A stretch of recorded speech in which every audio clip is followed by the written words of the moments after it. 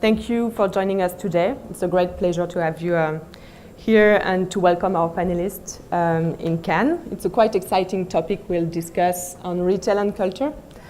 This morning, I would like to thank Nathalie Despetro for her organization and her team. This is my third time here dealing with this relationship between retail and culture. My name is Laure Colliax and I'm the director of Lord Culture. I've been a consultant for cultural engineering and museums for 10 years. And Lord Culture is a company dedicated to creating cultural capital worldwide. Our cultural projects include museums, mixed-use developments, art galleries, science centers, world exposition. Our clients are in all sectors, including private and public corporations, foundations, governments, non-for-profit institutions. Our recent projects are with Chicago City, for instance, Hermes, MC, Budapest City for their new Museums Quartier, Contemporary Art Museum in Luxembourg, and also Downtown Hotel Corporation in Marrakesh. They have a mixed-use project including retail and culture. And I've been also working since 2008 with one of our panelists, Christophe, on a fantastic project which is Europa City. And Christophe, you will tell us more later about this project. So retail and culture have been often opposed or deemed incompatible. Here at MAPIC, I would like to share with you some thoughts about new opportunities for retail and culture to kickstart a new dialogue. Maybe they can even be some cozy roommates. I'm convinced that they have a story to tell in common for their interest and to guarantee their sustainability and futures. It might be a necessary alliance at a time when public subsidies are tumbling down and internet is locking big retail spaces and malls. Maybe malls of the 21st century will turn traditional souk into cultural souk. Maybe commercial real estate will become the key stakeholders in financing culture, creation, and diffusion in the future. I guess your key issue today is to create traffic in malls, in real retail center. And why, tomorrow, would I drive my car to the mall, queue at the cashier, go back to the middle of the store because I forgot the milk, pay, be stuck in the traffic jam, and do all these to go to the mall while I can really easily click on buy now and buy from my home listening to music. In order to transform the experience of consumption, to have your consumer go to the mall, very rapidly malls have integrated leisure as their key components to their structure. For instance, the Mall of America accommodates a 28,000 square meters leisure parks, and you all have a lot of examples in mind of this type. Leisure and retail, for sure, have a long story together, but I guess it's somewhat standard now. To attract your people, you want to create the event. You want to create an emergency. You want them to come to the shop today. You work on pop-up stores, fast fashion brands, special products line. These concepts have grown on the strong assessment that consumers have to be given one good reason to come to your store right now. To attract people, you have to create this unique moment, a unique experience, and they have to understand something now that museums, cultural events, arts have a unique asset. They are a unique experience, non-transferable, non-sellable. You have to experience it yourself. You have to do it yourself. Your body has to do it itself. As Malraux emphasized, art is sacred. They require a face-to-face experience. It's a learning and contemplative moment, and you want to share it with your children, with your family, with your partner. And internet surely cannot replace this experience. So it doesn't work at all. Museums, opera, theater, events are occasion to hang out, to do something with your friends, with your partners. Think about it, even at the Google Art Project moment, when millions of works of art are available online, still people queue at Versailles, hours and hours, queue at the Louvre, more than 10 million people at the Louvre in Paris, not discouraged at all by rain. Traveling exhibitions are today blockbusters. People are willing to wait hours to get in. For a Dali show, would it be in Paris or Madrid, people are queuing to get in. Different cities, same story, same crowd. Why? I guess it is because museums are the 21st century what libraries were to the 19th century. Ever since Gutenberg, books were the language. Today, at the time of internet, I guess visual art is becoming now the new language. This is why you have 300 museums under planning in China. Qatar, Abu Dhabi, and Dubai are also planning their museums. Those temples attract the people you want to have. It is at a time of a major downturn, economic downturn, museums have seen their attendance rise up. Museums are the temples for shared values for a society to develop education, knowledge, and identity. Those cultural institutions have a major image asset. It's not only creating traffic, they also are able to create a huge leverage in terms of building image. Why do you think major metropolises are in competition to the newest museum in the world, the most well-known architects? Cities have understood that culture drives business, creates unique selling points. Why do you think both Singapore and Hong Kong are engaged in high cultural projects? Singapore hunted former Art Basel founder to start its own Singapore Biennale for contemporary art. Hong Kong, which is a business city of all kinds, has engaged in a major cultural redevelopment, which is called West Kowloon Cultural City, that involves major architects, Herzog and de Meuron for the Visual Art Museum, M+, Big Thumb Architects, and Foster and Partner. Foster and Partner, as you know, is now engaged with Apple to develop their campus, but also to revamp their store everywhere in the world. So I guess culture is the key factor, and cities are competing fiercely to get it, because it creates value, because it creates added value, education, knowledge, and unique instinct. So it's not about creating business on traffic, but it's also about becoming an attractive destination. Think a little bit about Abu Dhabi. Abu Dhabi has been able to spend 600 million euros only to use the name Louvre, letting alone the other million euros they had to spend to get the works of art and work with the Agence France Museum. It's all about branding and how to make Abu Dhabi a cool destination in the future. Lens, you didn't know about Lens at all either. The Louvre Lens opened in December 2012 and hosted almost 1 million people since then. Lens is now becoming also a cool destination. So I guess culture makes it possible to build reputation and is part of a branding strategy that can make you unique. In these regards, museums and malls are both temples of the 21st century. And I would use Wall's own words to say that in the 21st century, malls will be museums and museums will be malls.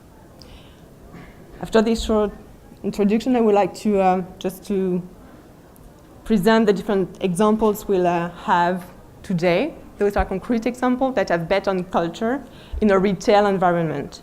Matthew, you're head of development at Apsis, and you will present us a very successful story in Poland, La Manufaktura. We'll also listen to experiences that includes culture in retail zones, in a transit zone with London Underground and Paris Airport. And finally, Christophe will present us a visionary project under planning for the next 10 years, which is Europa City. So Matthew, as a head of development for Apsis, who joined the group in 2003. Apsis is a global operator in commercial real estate. I guess everybody here knows about Apsis. You have a strong development in Poland, and your specificity is to design tailor-made spaces that residents can naturally make their own. You want each project to be unique, and you look for enhancing the atmosphere, the social and cultural specificities and heritage for each site. You are the one in charge of looking for new opportunities and able to work on amazing tenders and even win them, because you specifically worked on the tenders for Cité des Sciences and the one for Metz, in front of the Pompidou Metz. So I know that in this Polish example that you will present us now, La Manufaktura, you have 3 museums, 1 theater, a lot of temporary events and festivals. How does it really work? How is it a success story?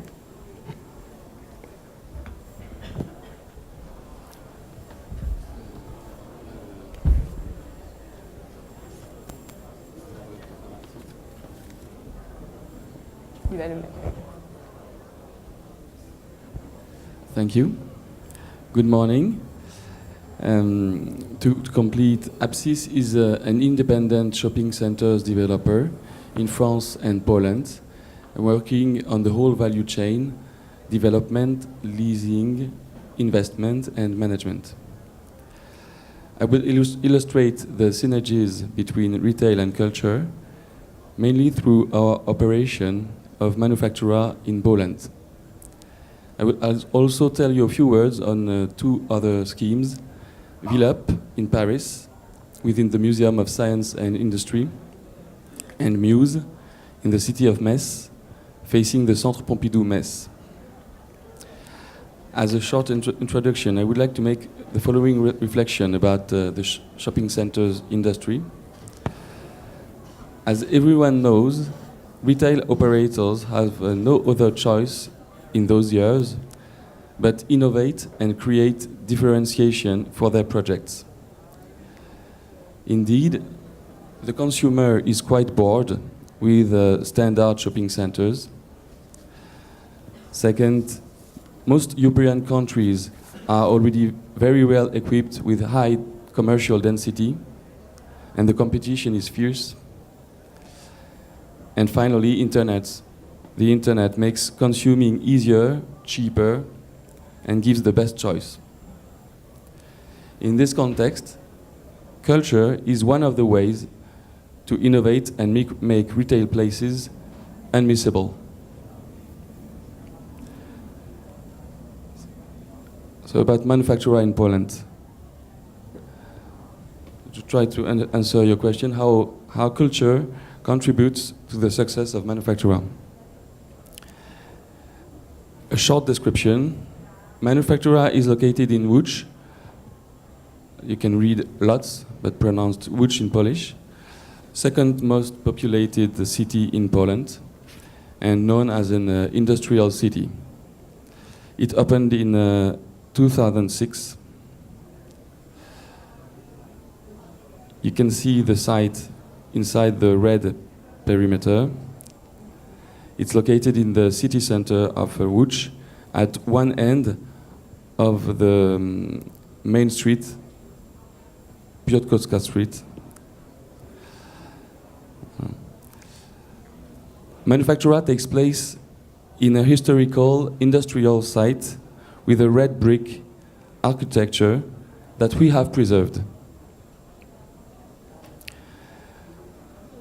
110,000 square meters, GLA square meters of retail have been developed with a variety of activities, hotels, museums, leisure, which makes of Manufaktura the biggest shopping center in Middle East, in Central Europe. Middle Europe. We have 20 million visitors per year in Manufaktura. As you can see, 48 restaurants, 207 boutiques, 49 medium-sized units. A few views. So here you can see the main space inside the Manufaktura, the central place. About the cultural dimensions, so there are three dimensions. The cultural heritage, since it is a historical place in Poland and in Łódź. Israel Poznański, the founder of Manufaktura, made here one of the largest textile factories in Europe in the 19th century.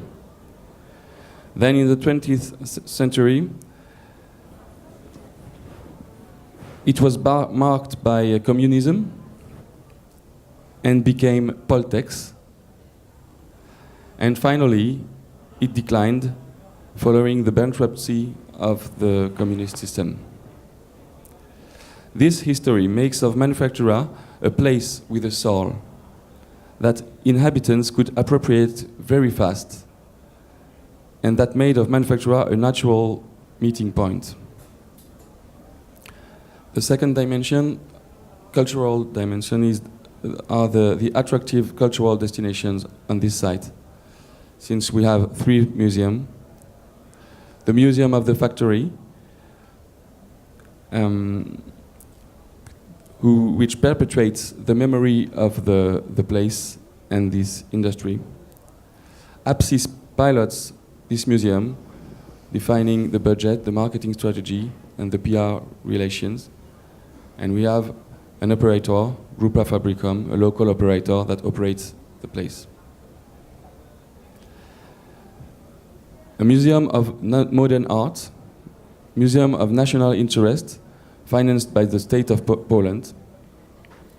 Inside the site, we gave a building to the Polish state to make this museum inside the Manufaktura. And the National Museum of the City of Łódź.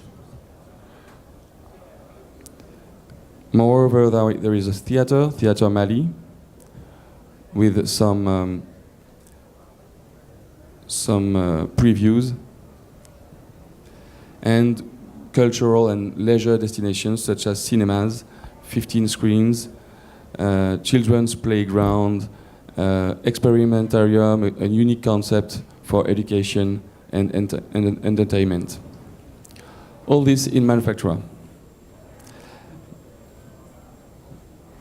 Last point about cultural destinations on Manufaktura, all the federative events. Manufaktura has a fantastic program of events all over the year and becomes, on these days, the real city center of Łódź.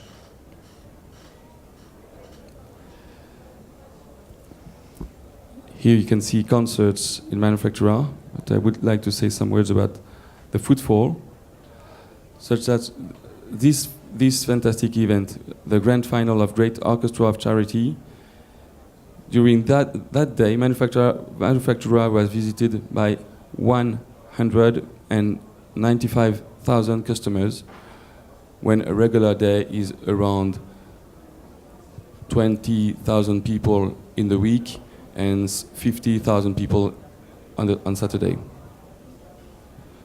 So 4 times more than a regular day. And these events happening in the week, but making the footfall as numerous as 60,000 customers for the Fashion Week, 40,000 customers in a holiday with no retail open, no shops open. The street art festival called Trottoart with 87,000 visitors. And every year also the Festival of the Four Cultures, visited by 55,000 customers. And this year, 64,000 customers. These are some other events. I will go faster on this. And also associations, such as Alliance Française, which organizes events in Manufaktura and has its office in Manufaktura. And events like tango for tango lovers, organized by the Museum of the Factory. This was for Manufaktura. A few words about VLUP and the MESS Muse. VLUP is located in Paris.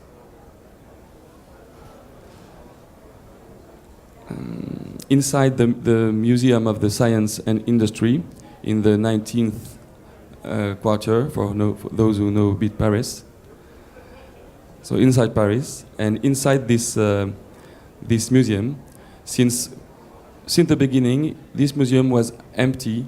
Some floors were unoccupied from the beginning, and the museum asked retail operators to imagine a retail project with leisure to enhance the footfall of the museum and to give more experience, more services inside this site of La Villette.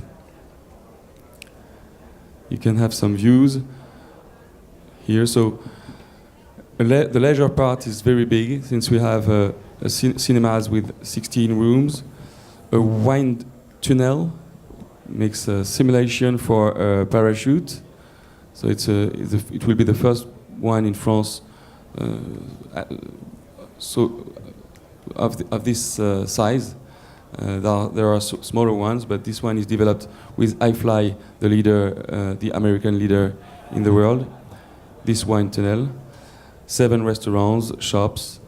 So our goal was to make the programmation that comes in synergy with the museum.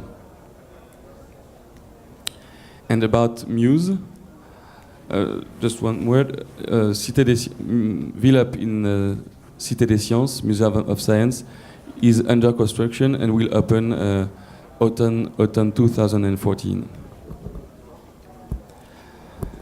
Muse, a new district in the city of Metz, in the east of France, facing the Centre Pompidou-Metz. The Centre Pompidou-Metz is the first spin-off of the Centre Pompidou-Beaubourg, very famous in Paris, the biggest modern art museum in France. The Centre Pompidou welcomed 800,000 people the first year. And in this project, we have 40,000 square meters of retail, positioned on fashion, food, and design, and a very big arty dimension. You can see here in the interior design, the arty positioning with digital animations all along the project, all along the shopping center. And that comes also in synergy with what tourists and inhabitants expect to find facing the Centre Pompidou-Metz. As a conclusion, for us, culture in shopping malls or facing shopping malls gives many opportunities. First, it attracts further than the classic retail and new customers, different customers than those who usually go to in shopping malls. And this is a very important point for us, since this diversity of visitors makes the place a real socialization place, with people from all origins coming in this site, and gives the place the dimension of a meeting point. It's not only about retail and shopping lovers, it's the meeting point in the city. Culture allows to make the difference in this context of competition and to enrich the image of a shopping center. It brings life with something new happening every day, and we know vibration is something that important for customers. And last, makes the place unmissable in the city for tourists. Thank you. Thank you very much for for this presentation. We'll maybe keep the questions for the end of the presentations. And now I would like to introduce Stuart, who is head of retail department at London Underground. And actually it's funny because the first time we discussed together, I was myself in a subway, yes. As it sometimes happens, just in front of this great Othoniel sculpture in Comédie Française, in Paris. And I didn't know that London Underground had this huge background in patronizing art and design, so we'll tell us more about it. You joined London Underground, in January this year. Before you were engaged with Rivers Jeunesse. In 2000, you joined Marks and Spencer, and before that, you were at Westfield. So I guess it's not difficult enough to accommodate 1.3 billion passengers a year. You also want artists to get in the underground. So tell us more about that. Stand up. Morning, everybody. I'm Stuart Anderson from TfL London. How many people have been on the London Underground in the audience? Put your hands up if you've been on the London Underground. In that case, a lot of you will have experienced some of the artwork there. We've got a very strong heritage in art on the London Underground. It really started around about the turn of the century when we started using posters to direct people. And graphic artists then started doing some design work. In the 1920s and 30s, art was really a solid part of the underground, art and design. If you think back, Harry Beck created the famous map around about that time. Johnson invented the new font, and some of the designs of the stations are very, very iconic, were built in that era. We're just celebrating our 150th year in 2013. In 1863, the first underground train travelled between Paddington and Farringdon.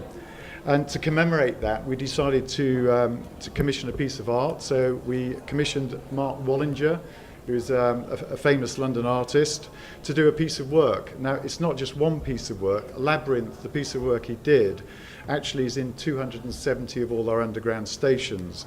He's created an individual labyrinth plaque, which is made of metal, the same metals that we use for our signage within the station. And you can see there's a picture of Mark and the one in the background of St James's Circus, St James's Park. We've got 270 of them across all the stations. And the interesting thing about a labyrinth is the point of the art is it was a journey. It's a single journey. Unlike a maze where there's a number of ways in, a labyrinth is only one route to the centre on your journey. And that was the sort of theme behind his work. Posters, I think I mentioned that before, has been a very rich tradition and heritage side of London Underground as well. And we've probably got in the Transport Museum one of the biggest collections of graphic art and posters. One of the most famous one I've heard of is a Man Ray poster that was done again in the 1930s, which sold recently in auction for £40,000. So we have quite a rich heritage of bringing in artists to do some of these posters. The posters you see here, we had 10 posters done specifically for the centenary, various artists, and these are now displayed across a number of the underground stations, outside the stations, throughout the network. This is an individual piece of work completed by Sarah Morris in 2012. She's a New York artist. The interesting thing about this one, the reason I picked this slide is, when you're standing on the platform, it's something to look at on the other side of the station, so it's something you can dwell on. But it actually works as well when you're moving in the train, so it's like one of those flicker books. If you travel past each of the individual frames and it starts making a flicker picture as well. So it's bringing art and movement into the underground. Like any art in the modern society, finding money to pay for it is very difficult. And we tend to work with a lot of the museums within London. We do get lottery funding through our central lottery fund. We tend to concentrate the money we spend on art in certain areas. So this is an example. Rather than trying to do it across the whole network, we concentrate on, in this example, the central line. And so we do a number of works of art in stations along the line. We work with local communities and schools along that line. So there's literally a thread of our art and how we actually concentrate our efforts. We've briefly entered into visual art in terms of theatre, cinema, and producing unique works of art. This one's in Canary Wharf Station. We have a big screen there, and we have commissioned pieces of video art and also showing old footage of London Underground and activity on the Underground. We always try to link the art to the tube itself and the environment and to the passengers to make that form of link between us and our passengers. A very key one of that is the tubeway map, and all those people who've probably travelled on the tube that put your hands up, you've probably wandered around with one of these maps trying to find your way around London. But what you might not have known is on each of the maps we produce, we get a new artist to produce a new map every time we make a change to the map. So here are a few examples in recent years of different forms of art that appear on the map, and we're running with the one with the 150 year at the moment from Mon and Houghton. The roundel, again a very iconic image, it's one of the most well-known images around the world, and that again started about 100 years ago. We produced in 2008 to celebrate the centenary, we did 100 pieces of art, asking artists to depict what their interpretation of the roundel, and again these 100 pieces of art was shown throughout the network during that time. We don't just do posters and physical art. We try in some situations, wherever we can, to actually integrate it into the station.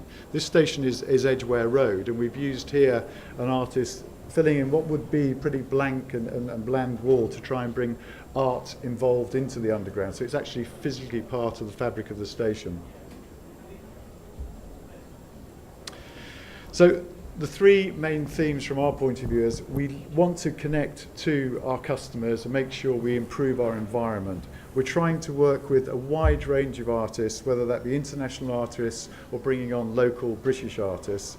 And the third thing is really continuing our heritage and tradition in trying to develop art and integrating that as far as we can with the passenger experience. Thanks. So you're trying to convert these in the retail development of those. So I think going forward, these are posters have been a very static form of art. We've now got digital on the Underground. A lot of our poster work is now turning into digital. And we're trying to develop that link between the retail, the advertising side of it, if you like, and art as well. So trying to integrate the two elements of it, yeah. Thank you, Stuart. Okay. Thank you very much. We'll welcome Anne now, who is a project manager at Espace Musée in the Charles de Gaulle Airport. So Anne, you graduated from Sciences Po in Paris, and you started working with Art Curial at the beginning, exactly at the time when they had this quite exciting project. The airport was wondering how to make their new terminal more exciting, reflecting French culture and a unique showroom for France. And you, with your team at Art Curial and the Briest entrepreneurs, you developed this project of Espace Musée. Exactly. Good morning. We're a much smaller organization than, I guess, the other talkers today on the panel.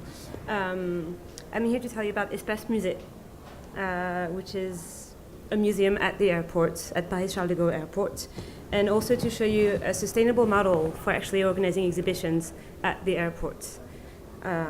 As you see, we operate Espace Musée and a Café Cubiste, both art-related, and this was born out of a collaboration between many partners, whom I hope to introduce to you today.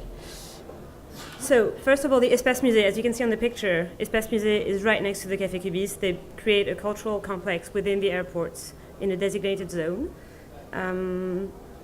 It's quite a very special place. It's a mini museum, which means that it can hold masterpieces. This was done in collaboration with museums who told us everything they needed in order for them to be able to loan works that have specific conservation needs. It's 200 square meters, which is not large, but large enough for 3 exhibition rooms. It's located beyond customs. So for those of you who actually fly sometimes, it's where you wait before you board your plane. So it's a waiting area. It's not a destination place, it's sort of a transit place. The architecture is very inviting. Villemot designed it. He's also the architect who designed the Impressionist wing of the Musée d'Orsay, for those of you who've been there. And we opened in December. So we'll be a year old next month. What we do there, so just so you know, because this is pop-up culture, we're a permanent institution, but we have temporary exhibitions. We have 2 exhibitions every year, which we produce in partnerships with Parisian museums or cultural institutions. Every exhibition has to be accessible for a very large audience. We have a lot of international passengers, all ages, so exhibitions can be monographic, introducing one artist, such as we did with Rodin. The first exhibition was Rodin Wings of Glory, so there was a link with flying movement and Rodin. The second one was Dubuffet. For those of you who know him, he was the Art Brut, one of the founders of the Art Brut. Anyways, I'm not going to get sidetracked, sorry. Exhibitions can also be thematic or plastic. Thematic is in landscapes, human activity, traveling, meals, anything, or more abstract for lines and colors, rhythms. But they have to be accessible for a large audience. Here you can see the KISS, the original mold for the KISS, which was exhibited for 6 months last year. This slide might seem trivial. In constructing the Espace Musée, we paid a lot of attention to all the communication tools that were to be available for all the partners, whether the airports, sponsors, or the museums, the learning institutions. We have a video screen in the facade, 3 touch screens that can have multilingual contents. If you work in multilingual environments, the touch screens are very, very useful, as I'm sure you know. And the benches even had brochure holders that were integrated in the architecture. Our designer said that if you don't do this ahead of time, you end up with post-it communication, which is never really good.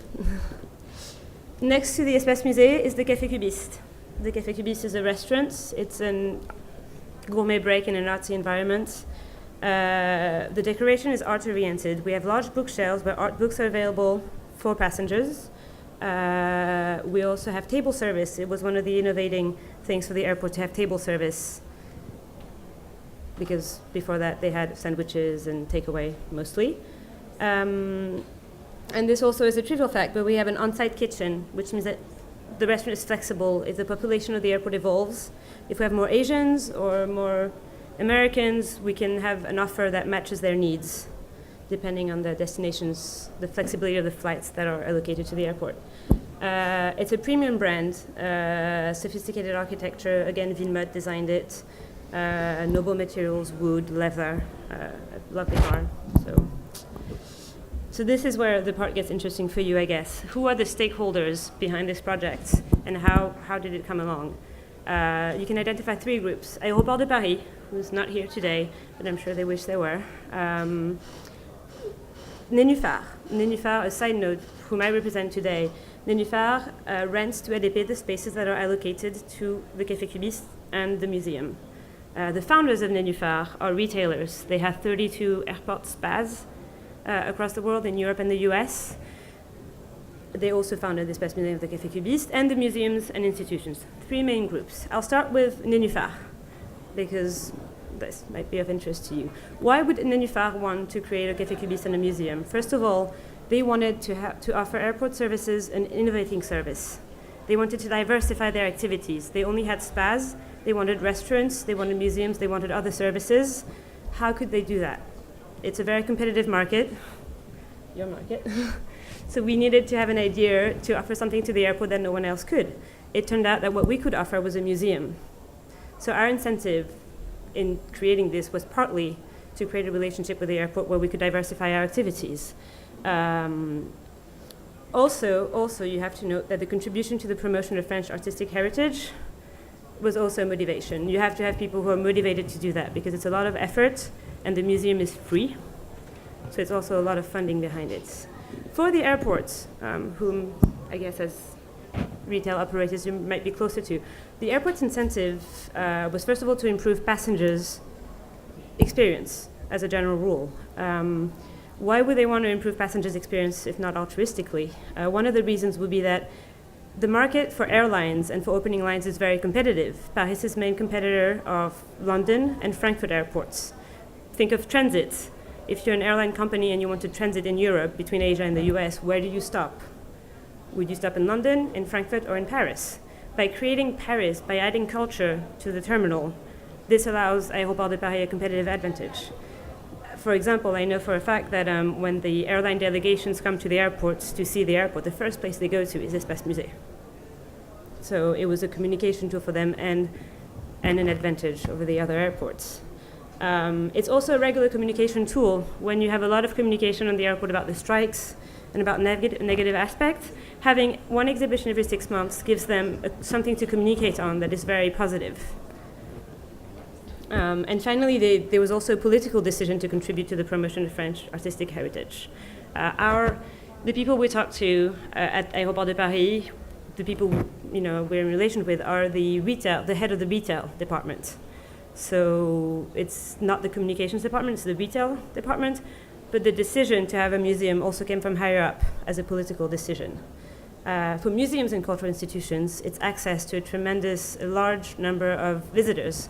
We have 2 to 3 million passengers coming through every year. It's an international public, museums are interested in actually reaching out to the international population, hopefully in order for them to afterwards foster more visits to their institutions. People come for the terminal, they see a snapshot of what this institution has, and then when they come back to Paris, they go and visit, and also to promote their collections.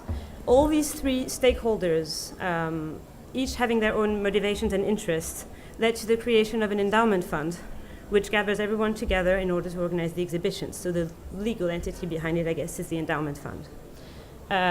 Also, the combined expertise of all these three actors, who are very different and come from very different worlds, allowed for the creation of a sustainable budget. Nénuphar pays lower rent to Aéroport de Paris in order to sponsor the exhibitions. All this was calculated ahead of time, and we needed, the three expertises in order to bring this about. If you have any questions on this slide, I can answer them afterwards. This is just very briefly, the composition of the endowment fund, which brings together Francis Wies, who's from the art world. He's the head of Arcurial Auction House. Serge Lemoine, who's the former president of the Musée d'Orsay, who acts as artistic director.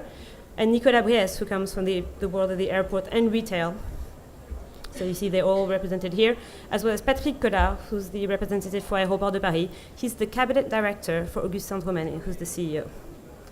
So all these people have an interest in Espace Musée and come together twice a year to discuss it. The importance of location is something that I want to tell you about, because one of the reasons why this project was possible is the nature of the location. Terminal 2E, Hall M, as we call it, is the latest boarding room at Aéroport de Paris Charles de Gaulle. I don't know if any of you have been through it. Yes, you have. It's the most luxurious so far of the airports. It was opened a year ago, and the idea was to recreate Paris and the luxury of Paris inside the airport. So it brings together gastronomy, luxury, and culture. 2 to 3 million passengers take off every year for now. It'll be more as the years come. 2/3 are foreigners. Also specific, it hosts long-distance flights with an average wait of 2 hours in the terminal, which means you have a lot of time to do shopping, to eat, and to go to the museum. So this is the location. Finally, we're a year old now, so what has been going on for the past 2 years? We produced 2 exhibitions, one with Rodin, the first one, and one with the Fondation du Buffet. And we're very happy that the museum partners got implicated in this project and that they found their interest. It was a proof of the success that, they came. The capture rate is between 600 and 2,000 visitors per day for the museum, depending on how many flights. We have an average of 1,250. The average age is 47 years old. 42% are French, and 58% are foreigners. This is what we know of Aurora. The entrance, again, is free. And then finally, I have a quick word on the press, because it was a communication tool for many people, for many of the partners, and the press coverage was very successful. And what we really really, where we really see that it was a success is the way that every partner was put forward in the press equally. And it was really a collaborative effort. And it could not have happened if any one of them, because of their motivations or their own agenda, decided to sort of be responsible for it. The three partners were really, really dedicated and involved. There you go. And thank you. Thank you very much, Anne. Thank you. Christophe, you will present us the Europa City project. You're a member of the Executive Committee of Emotion, France, and the Executive Director of Europa City, which is the flagship urban development for the Greater Paris.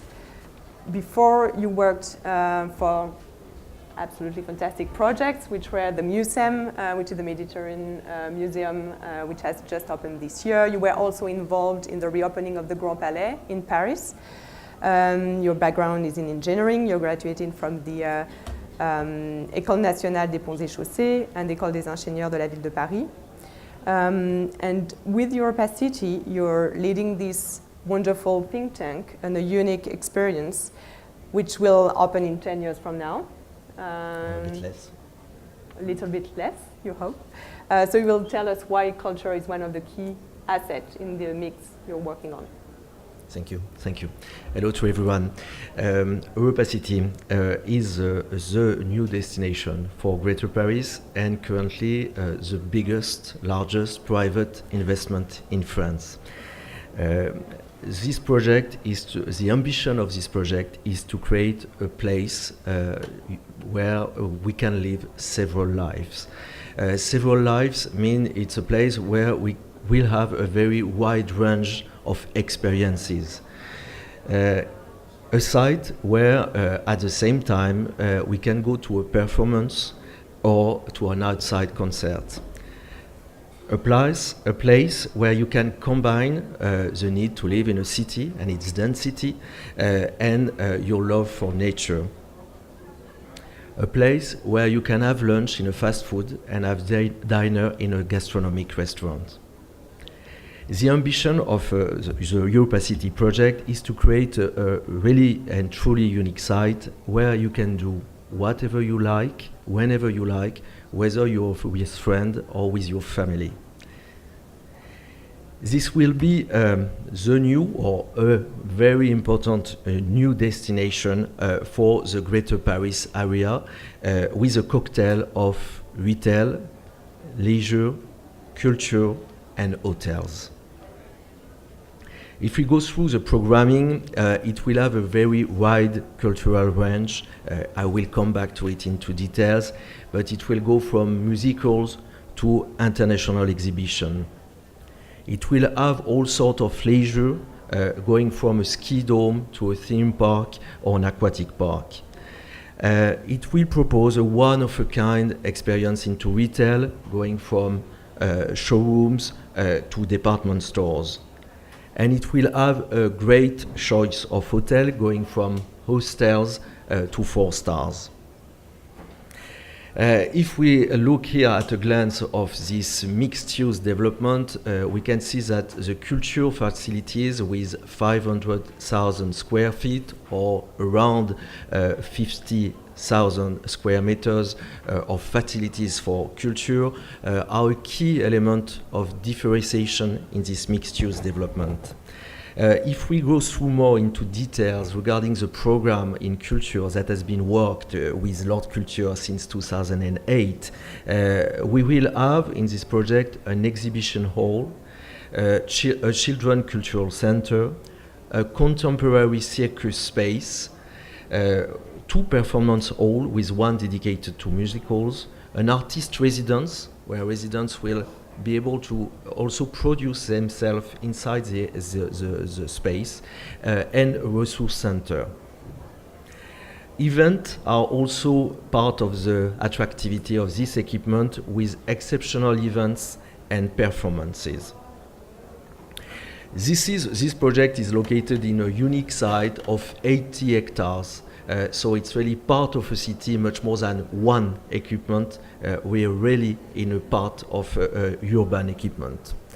The project has three dimensions. First, the local level, we just go through the development of culture in the Roissy airport. It is in the what we call the Grand Roissy area. We are 5 kilometers from the airport. It will have direct connection to the airport and to the center of Paris by road and by public transport. At the regional level, we are part of a city. Paris has 11 million inhabitants, and its project is at this scale. It is also the leading destination for tourists in the world. And more globally, at more international level, with the most attractive site, we believe, of this type in Europe, with 30 million expected visitors a year. We can see here on the map the location, so really on the way between the center of Paris and the Roissy airport, and if we look more precisely, 80 hectares located just between the business airport, which is the Le Bourget airport, and the international airport, the Roissy-Charles de Gaulle. It is also very close to the International Exhibition Park of Paris, Villepinte. Our project is based on three objectives. First, to build a metropolitan scale facility. Second, to anticipate and meet our change in our way of living and in our consumption patterns. And third, to support the region development of Île-de-France and the northeast of Île-de-France especially. Our project is based, since the very beginning of the project, I'm going through the timeline just after that, is based on cooperation, on teamwork. It is true on the architectural and urban aspect. We are working with Bjerkingels. Bjerkingels is a Danish architect, also located in the US, which has big development of different scales worldwide, and we are currently building with him the master plan of this operation. It's also true, this collaboration is also true in the substance itself of the project. We have a scientific council, and Lord Culture is also helping us with this, with a wide range of experts in a very forward-looking approach. We have dedicated think tanks that we call ID Factory, dedicated on specific subjects like what will be retail in 2020, what is the place of numeric, and how can we still have physical places for retail in the project of this kind. In culture, why is it a key element of differentiation, and why do we need to have this kind of facilities to attract people? And so this ID Factory are very open, going from local inhabitants to experts, and we have at least a steering committee that exists since 2010 with all the public stakeholders going from the French government to the local authorities. This 2 billion euro project is carried by Groupe Auchan. Groupe Auchan is a key French actor. We have big development in Eastern Europe, in Russia, in Asia, but we keep on developing in France. The project is run by Imauchan. Imauchan is a real estate subsidiary of the Groupe Auchan. We are present here at the MAPIC, and you have here a few figures about who we are and what we are doing. And to wrap up the presentation, to give you a few elements of the timeline of this long-term development. The project was born in 2006. We have been working with all the Grand Paris public authorities since 2009. We are going to have a public debate because it's a project of national interest in 2014. At the same time, we are starting to develop the partnership with the operators in each activity that will be part of the project. The building phase is expected to start in 2017 for an opening slated in the 2020. Thank you. Thank you very much. I think it's time to open to questions. Do you have any questions to our panelists Did it raise any comments on your side? Yeah, here there is a microphone. Markku Hietala, Finland Real Projekti. How do you see this kind of activities has an influence to the management of the shopping centers? So that's a question for Christoph on the Europa City. How do you see all this mix of activities to work in the what management? new demands to the management comes through these kind of activities? Okay. Yeah. I can give you an answer from my days at Westfield. So I used to work on one of the Westfield sites in London when we had a number of premiere films and pop stars visiting. There is a need to manage it very carefully, and the management team within the shopping centre need to be very much a part of the actual activity. And in fact, in Westfield now, they are a key part in actually planning the future calendar and activity of it. A lot of issues with security, with big events, and one of the conflicts to deal with is if you've got so many people in your shopping centre, are they actually physically shopping, or are they just coming for the event? So that's something that you've got to manage both sides of. So there are key things to attend to, but I think they do go together. Also, we work with public authority with big events and Independence Day and these types of events that happen in Manufaktura Center.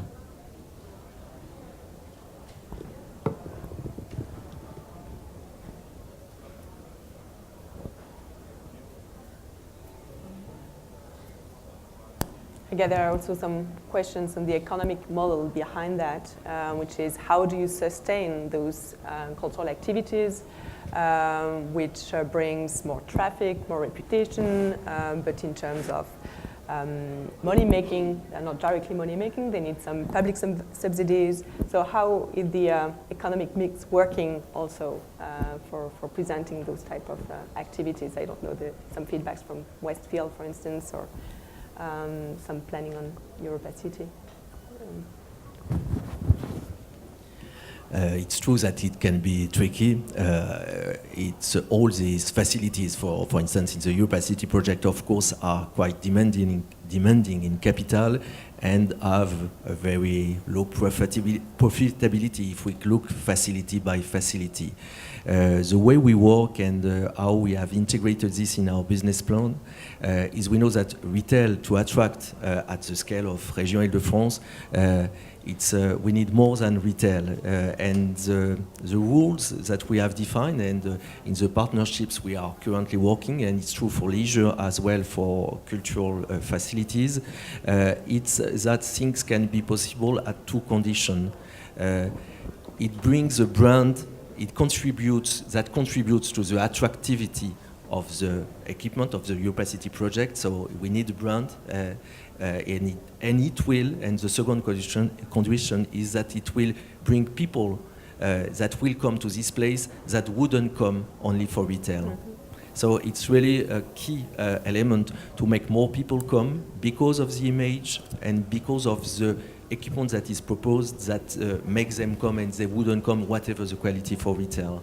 Because also our project is on a location, a key location close to the airport, but it's also not in the very heart of the city, as for instance the Villa project of EPSIS.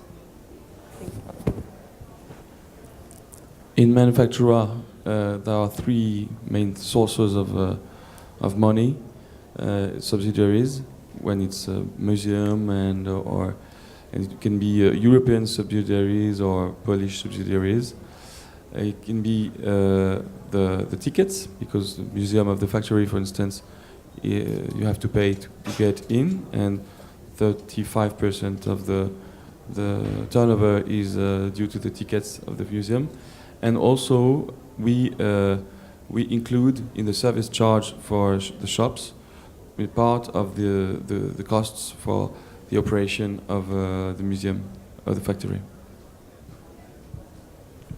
Yes, I have a point, not regarding whether people will buy or not, because as you know, we're in a different situation, but I don't know how much money is spent on communication budgets yearly, but for Aéroport de Paris, the museum was the largest press coverage they ever had in history, ever. So if you put that into numbers, you could, approximate how much benefit you get back from it. Do you have any? Yes, good morning. Olivier Galabout, architect. I have two questions for the panel. First is, do you see this integration of culture and retail as something inevitable? That is that you do it or you don't, you do it or you die. The second question is, some of these cultural events don't especially happen at the same time of the regular openings of the retail.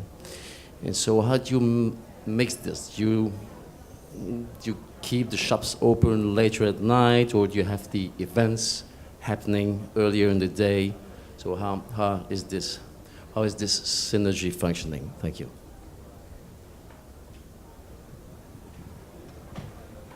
I think from my point of view that there are often two different trips. So people come to the centre for a leisure trip, or they may come to the centre for a shopping trip. And so it's really them recognising that you can get more from that centre than just shopping. If you're building a shopping centre, then people will come for retail. If you're building a centre that people can eat, or they can have their leisure time, they can go to a cinema, it becomes something more than just the shopping centre that they visit. So going back to my old company, I should get paid for them by them. If you go to Westfield, it is a brand that's well known. When you say the word, people know that you're going for something. It doesn't necessarily mean you're going to shop or to eat or to the cinema. You're just going to that place, and it's a destination and part of the overall brand. In Manufaktura, the shopping mall, which is the modern part of the project, is closed when after 9 p.m. and on Sunday, but all the public space and the facilities and restaurants and museum on the outside part remains open. So we really close the shopping mall late in the day or on Sunday. If I may, we turned the question around, which is that we created a place that could be open without staffing when the retails are open. So if you look at it this way, whenever your retails are open, your cultural activities follow through, instead of the other way around. And to answer your first point, we believe that indeed it is an added value, that it's compulsory for the kind of this kind of development. Are there any other questions? Yeah. I would like to know if it's feasible also on a smaller scale, because I just hear large, and I come from a very small country, so I don't know whether we can apply your ideas to smaller shopping malls. I don't think you get any smaller shopping malls than some of mine. I'm dealing with 500 square foot small shops, and we do try and integrate, although we've got a lot of them spread around London. Yes, you can. You can bring them into those small environments, and I think the important thing then is to work with your local community and the community that shopping centre sits in. One of the things we've learned from the London Underground in the last few years is we're not just providing transport, we actually link to the community that we're sitting in. And the important thing then is to link with the people within that community, and you will be surprised at how many community uses, other artistic things, they would want an opportunity to share with you and to get involved, and then you become more integrated in the community as well. So at local level, in a funny way, it's almost even easier to do that if you just reach out to the people you're working with.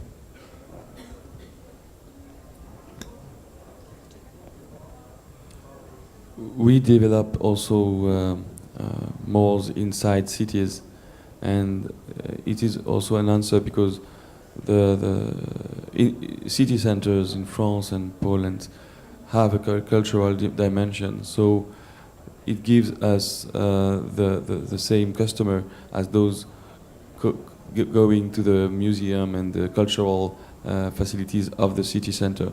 That's why city center also is a good location for shopping malls, because you're not only coming for shopping, but for public services, culture, and so on.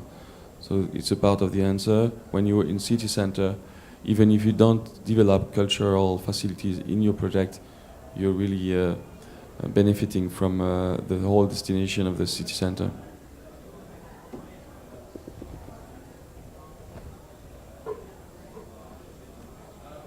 Are there any other questions you would like to address to the panelists?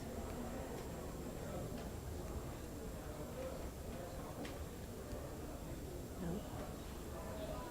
Well, thank you.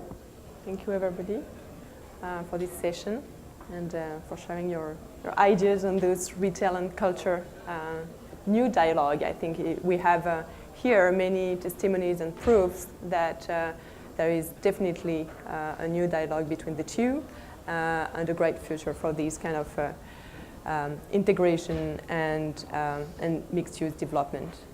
Thank you all. Thank you.